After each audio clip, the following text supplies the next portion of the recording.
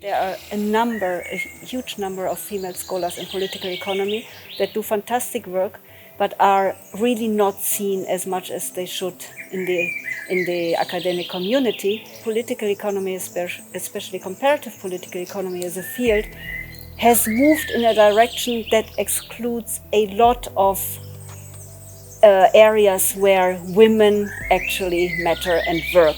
So it is not representative of what we think contemporary political economy looks like. The invitation then went out to more or less people we knew, knowing that they do good work, who do not traditionally, gender studies or feminist political economy. Some have made a few contributions, but on the whole, their work is not in that field. And we asked them, why did you not do that? And it concludes ourselves. And what in your work would change if you did take this gender-sensitive perspective on board? One reason why female scholarship is under the radar in political economy has to do with the fact how the field of political economy is organized.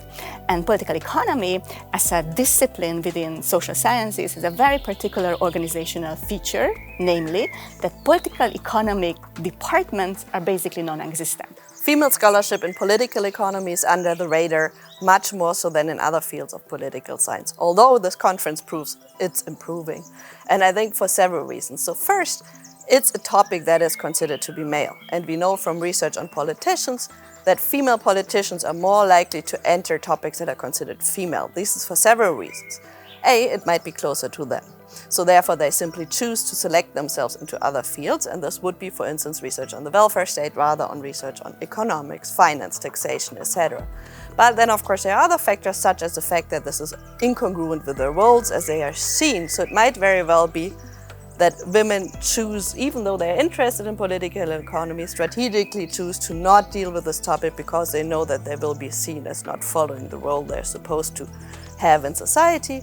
And that might be strategic, that might be outright discrimination. So even though they go into the field, they are pushed out by their male colleagues. Gender is seen as a policy area, and that's below the kind of macro focus of political economy. But then there's also other issues when we talk about, for example, scholarship that works on gender in political economy specifically, which is my personal case.